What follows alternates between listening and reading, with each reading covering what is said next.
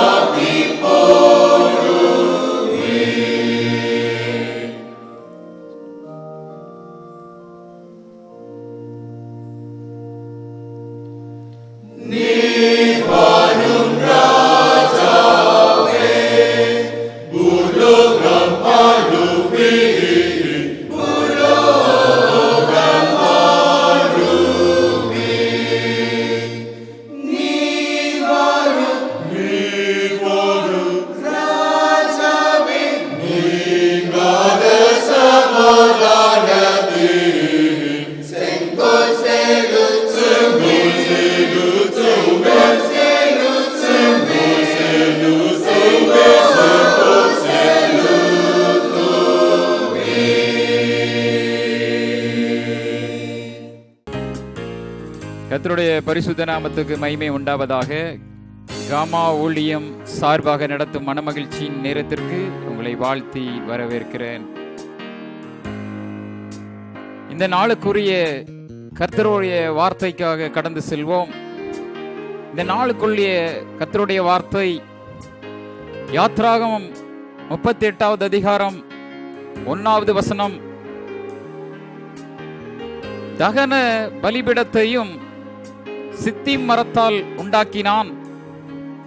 அது 5 முழ நீளமும் 5 முழ அகலமும் சதுர வடிவும் 3 முழ உயரமானது. அதில் 4 மூலைகளிலும் அதனோடு ஏகமாயிருக்கிற அதில் 4 கொம்புகளையும் உண்டாக்கி அதை வெண்கல தகட்டால் மூடி என்று எழுதப்பட்டிருக்கிறது.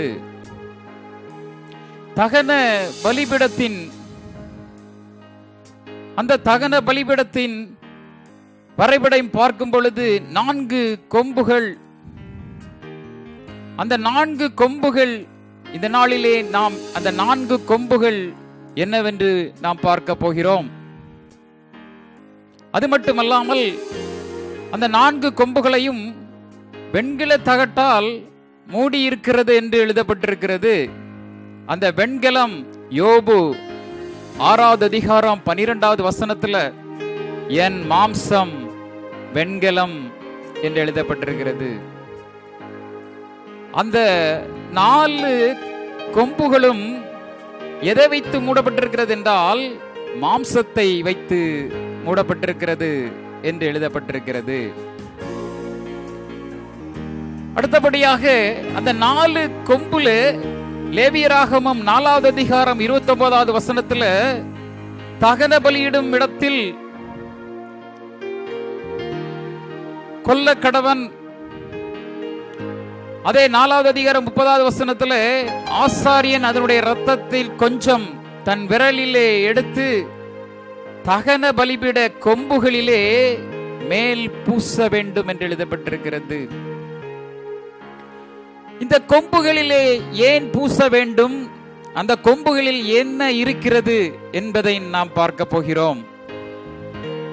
வாசிக்கலாம். எரேமியா தீர்க்கதரிசியின் புஸ்தகம் 17வது அதிகாரம் 1வது வசனத்திலே யூதாவினுடைய பாவம் இரும்பெழுத்தாணியினும் வைரத்தின் நுனியாலும் எழுதப்பட்டு அவர்களுடைய இருதயத்தின் பலகையிலும் உங்கள் பலிபிடங்களினுடைய கொம்புகளிலும் பதிந்திருக்கிறது என்று எழுதப்பட்டிருக்கிறது. யூதாவினுடைய பாவம் இரும்பு எழுத்தாணியிலும் வைர எழுத்தாணியிலும் அந்த கொம்புகளிலே எழுதப்பட்டிருக்கிறது என்று எழுதப்பட்டிருக்கிறது. அதனாலதான் அந்த கொம்புகளிலே அந்த மோசையின் நாட்களிலே ஆடு அறுத்து அந்த இரத்தத்தை அந்த கொம்பு 4லும் தேய்க்கும் பொழுது அங்கே அந்த பாவங்கள் மன்னிக்கப்பட்டது என்று எழுதப்பட்டிருக்கிறது. ஒருவேளை அது மோசையினுடைய காலத்தில் மட்டும் நடந்தது அல்ல,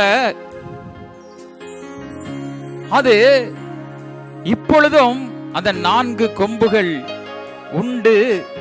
ஆனா இப்போ அதோடைய இரத்தம் இப்பொழுது ஆட்டுக்குட்டியானவர் இரத்தத்தினாலே கழுவப்படுகிறது.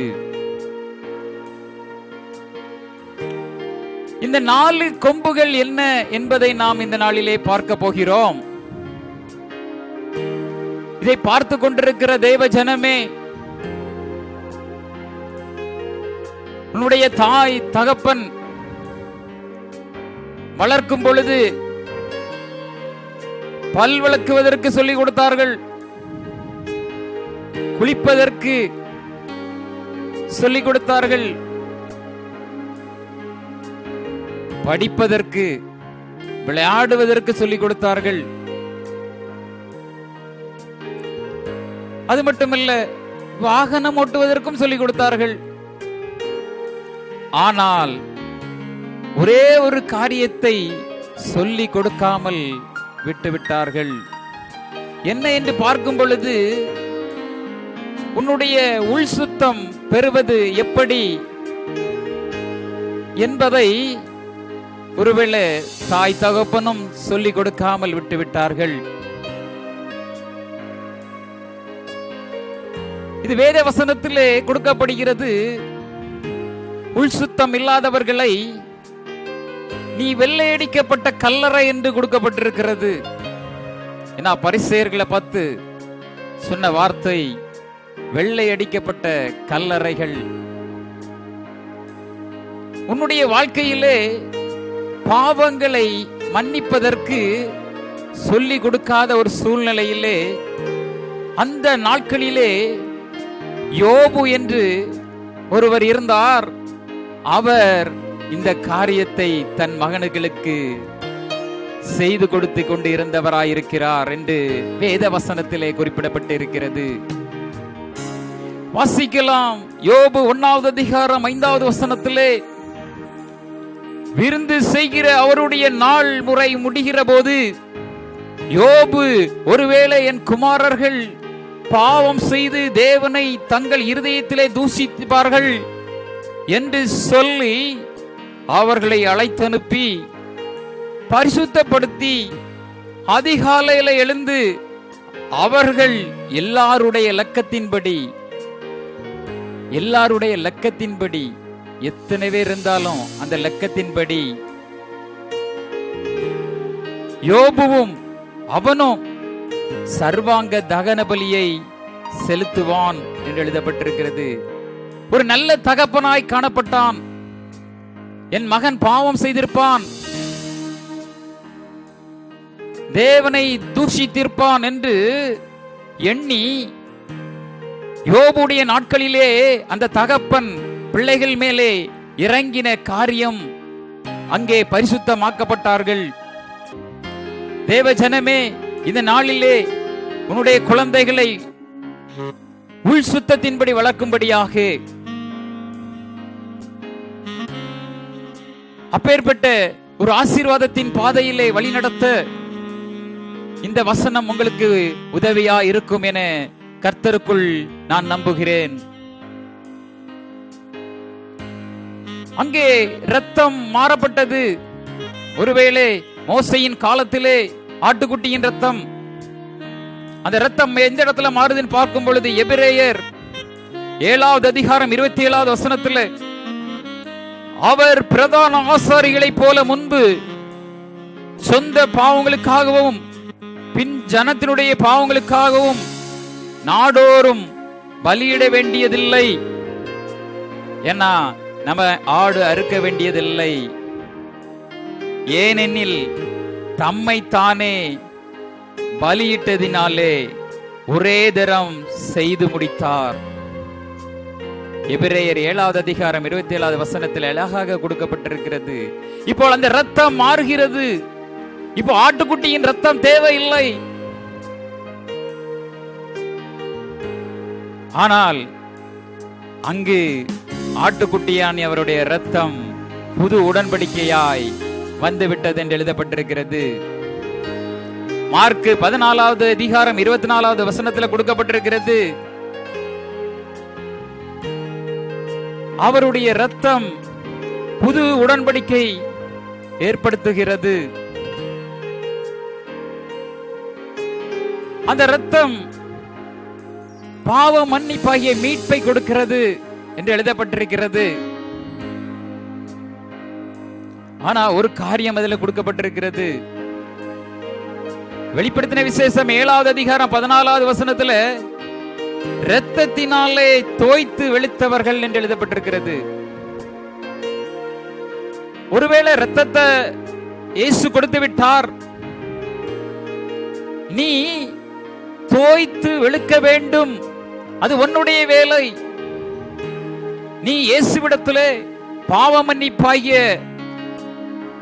உன்னுடைய பாவ மன்னிப்பை கேட்கும் பொழுது அந்த இரத்தம் உன்னை கழுவி சுத்திகரிக்க வல்லவதாயிருக்கிறது. அந்த இரத்தம் மட்டும் இருந்தா, ஏனென்றால் சிலர் என்ன நினைக்கிறார்கள், எனக்கு அதற்கு வேலை இல்லை, நான் கேட்க வேண்டியதில்லை என்று. ஆனால் திட்டமும் தெளிவா எழுதப்பட்டிருக்குது. இரத்தத்தினால் தோய்த்து வெளுத்தவர்கள், ஏன்னா தோய்த்து அவர்கள் தான் தோச்சாங்க, அவங்க தான் வெளுத்தாங்கன்னு எழுதப்பட்டிருக்குது. ஒருவேளை இதை கேட்டுக்கொண்டிருக்கிற பிள்ளைகள், நீங்கள் தோய்த்து வெளுக்க வேண்டியவன். அவருடைய ரத்தம் நமக்காக உடன்படிக்கை ரத்தம் கொடுக்கப்பட்டிருக்கிறது. இப்பொழுது பழைய முறைப்படி அல்ல, ஆட்டுக்குட்டி அறுக்க வேண்டிய தேவை இல்லை. ஆனால் இந்த 4 கொம்பு என்ன என்பதை இந்த நாளிலே ஒருவேளை இதை கேட்டுக்கொண்டிருக்கிற பிள்ளைகளுக்கும், ஒருவேளை இதை மீடியாவிலே கேட்டுக்கொண்டிருக்கிற உலக மக்களுக்கும் தெரியப்படுத்துகிற காரியம் என்னவென்றால், அங்கே கொடுக்கப்பட்ட 4 கொம்புகள், அந்த கொம்புகள்ல யூதாவினுடைய பாவம் என்ன எழுதப்பட்டிருக்கிறது என்று எழுதப்பட்டிருந்தது. அப்ப அந்த 4 கொம்புகள் என்ன என்று வேத வசனத்தின்படி ஆராய்ந்து பார்க்கும் பொழுது, முதல் கொம்பு அழகாக குறிப்பிடப்படுகிறது, துன்மார்க்கனுடைய கொம்பு. சங்கீதம் 75வது அதிகாரம் 10வது வசனத்திலே கொடுக்கப்படுகிறது, துன்மார்க்கனுடைய கொம்புகளை நான் வெட்டி போடுவேன், நீதிமானுடைய கொம்போ உயர்த்தப்படும் என்று எழுதப்பட்டிருக்கிறது. அந்த ஒரு கொம்பை பற்றி நான் பேசிட்டு இருக்கிறேன் இப்போ. ஏன்னா 4 கொம்புகள் இருந்தன, அதுல ஒரு கொம்பு துன்மார்க்கனுடைய கொம்பு. ஒருவேளை நான் முதலாவது சொன்ன வார்த்தையின்படி நீ சமாதானத்தை பெற்றுக்கொண்டால், தேவனுடைய இரத்தத்தினால் பாவ மன்னிப்பை நீ பெற்றுக்கொண்டால், அந்த கொம்பிலே நீ இரத்தம் பூசினவனாய் காணப்படுவாய். அப்பேற்பட்ட ஒரு ஆசீர்வாதம் இதை கேட்டுக்கொண்டிருக்கிற ஒவ்வொரு பிள்ளைகள் மேலும் இயேசுவின் நாமத்தினாலே இறங்குவதாக.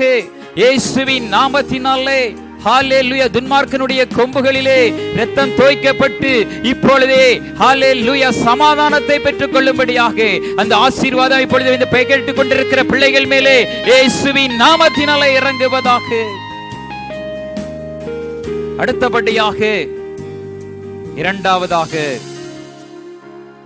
இரும்பு கொம்பு.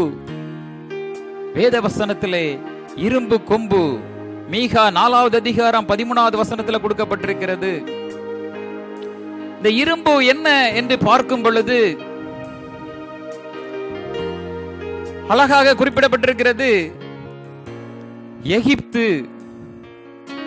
ஏன்னா எகிப்து என்றால் என்ன அப்படின்னு பார்க்கும் பொழுது, பிசாசினால் பிடிக்கப்பட்டவர்கள், வியாதியினால் பிடிக்கப்பட்டவர்கள், துன்பத்தில் இருக்கிறவர்கள். அந்த கொம்பு அந்த வியாதிகளை கொண்டு வந்திருக்கிறது, அந்த பிசாசு அந்த வியாதிகளை கொண்டு வந்திருக்கிறது. அந்த எகிப்தில் இருந்து அந்த கொம்பு, அது எங்கிருந்து வந்த கொம்பு என்று பார்க்கும் பொழுது, சீரியா தேசத்தில் இருந்து எகிப்துக்கு வந்த கொம்பு என்று எழுதப்பட்டிருக்கிறது. உபாகமம் 26வது அதிகாரம் 5வது வசனத்திலே அந்த கொம்பு உனக்கு ஒரு சியோன் குமாரத்திக்கு, ஒரு ஊழியக்காரனுக்கு இரும்பு கொம்பு கொடுக்கப்பட்டு, அந்த இரும்பு கொம்பு அந்த இரும்பை என்ன செய்கிறது, முட்டி தள்ளுகிறது என்று எழுதப்பட்டிருக்கிறது. இது 2வது கொம்பு முடிந்து விட்டது. அடுத்தபடியாக ஒரு கொம்பு கொடுக்கப்படுகிறது. தானியேல் 7வது அதிகாரம் 11வது வசனத்திலே, அப்பொழுது நான் பார்த்து கொண்டிருந்தேன், நான் பார்த்து கொண்டிருக்கையில் அந்த கொம்பு பெருமையான பேசிகளை பேசினது நிமித்தம் என்று எழுதப்பட்டிருக்கிறது. பெருமையாய் பேசிக் கொண்டிருக்கிற கொம்பு. உன்னுடைய வாழ்க்கையிலே நான் இல்லாமல் இந்த குடும்பம் எப்படி நடக்கும், நான் இல்லாமல் என்ன செய்ய முடியும் என்று சொல்கிறாயா? அது பாபிலோன் ஆவி என்று கொடுக்கப்படுகிறது. நேபுகாத் நேச்சார் இதே போல நான் கட்டின பாபிலோன் என்று சொல்லும் பொழுது அடுத்த வசனத்திலே கொடுக்கப்படுகிறது, அவன் புல்லை தின்னான் எழுதப்படுகிறது. ஒருவேளை அப்பேற்பட்ட பெருமை, இந்த நாள் வரை நீ உயிர் வாழுவதே இயேசுவினுடைய கிருபை. நான் என் பிள்ளைகளை வளர்த்தேன், நான் எல்லா காரியத்தை செய்தேன், நான் சொல்லக்கூடிய அந்த நான் மேல இயேசுவின் இரத்தத்தை நீ பூச வேண்டும். அடுத்தபடியாக ஒரு கொம்பு கொடுக்கப்படுகிறது. எரேமியா தீர்க்கதரிசியின் புஸ்தகம் 48வது அதிகாரத்திலே 25வது வசனத்திலே மோவாப்பின் கொம்பு வெட்டுண்டது என்று எழுதப்பட்டிருக்கிறது. மோவாப் என்றால் உங்களுக்கு ஞாபகம் வரும், யார் பார்க்கும்போது பாலாக். பாலாக் இயேசுவுடைய ஜனங்களை சபிக்க வந்தான். ஆனால் அங்க என்ன நடந்தது என்று பார்க்கும் பொழுது, அங்கே இரு ஜாதியரையும் இணைக்கும்படியாக அங்கே துர்வசனங்கள் கொடுக்கப்பட்டதினாலே அங்கே வேசித்தனம் வளர ஆரம்பித்தது என்று எழுதப்பட்டிருக்கிறது. ஒருவேளை நாம் ரூத்தை பற்றி கேள்விப்பட்டிருக்கிறோம். அந்த ரூத் யார் என்று பார்க்கும் பொழுது மோவாப் ஸ்திரீ. அவளுடைய மாமியார் நகோமி எலிமெலேக்கை கட்டிக்கொண்டு எங்க வர்றா? மோவாப்புக்கு வருகிறாள். மோவாப் எப்படிப்பட்ட இடம்? இயேசுக்கு பிடித்தமில்லாத இடம், விக்கிரக ஆராதனை உள்ள இடம். அங்க வந்து என்ன நடந்தது பார்க்கும் பொழுது, தன்னுடைய கணவனையும் இழக்கிறாள், 2 மகன்களையும் இழக்கிறாள். ஏன்னா அங்க வந்தவர்கள் யார் என்று அங்க வந்தவன் தன்னுடைய மகன்கள் என்ன செய்தார்கள்னா மோவாப் ஸ்திரீகளை கட்டினார்கள். அதுல ஒரு பெண்ணு ஓர்பால் கொடுக்கப்படுகிறது, ஒரு பெண் ரூத் என்று கொடுக்கப்படுகிறது. இந்த ரூத்தினுடைய வாழ்க்கையிலும் அவ மோவாப் ஸ்திரீயாய் இருந்தால், ஆனால் அங்கு என்ன நடந்தது? இறந்து போனார்கள்.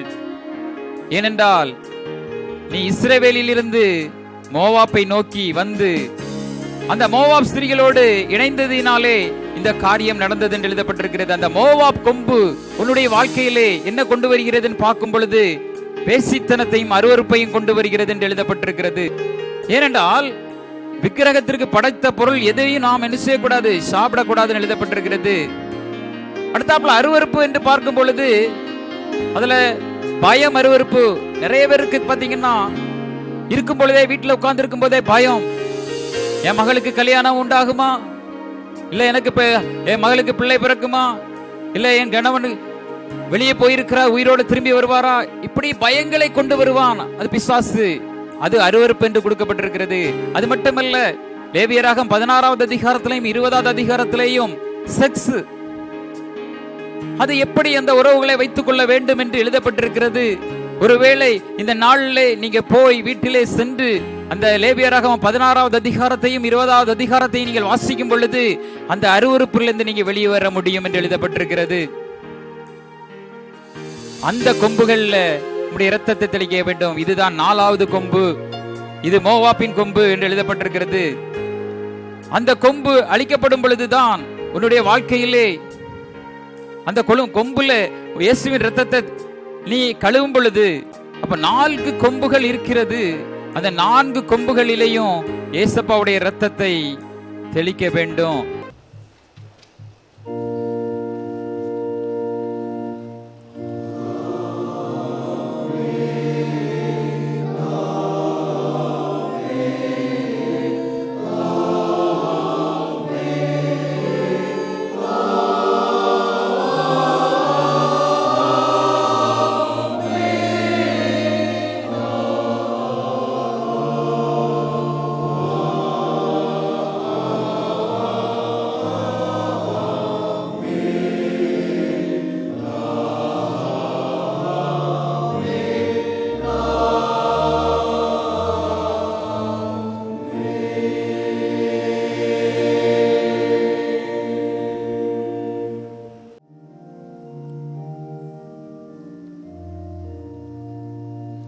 Ipona